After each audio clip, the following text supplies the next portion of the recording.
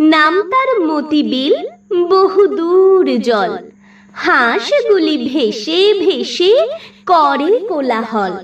পাকে চেয়ে থাকে বক, চিল উড়ে চলে। মাছরাঙা ঝুপ করে পড়ে এসে জলে। হেথা হোথা ডাঙা জাগে ঘাস দিয়ে ঢাকা।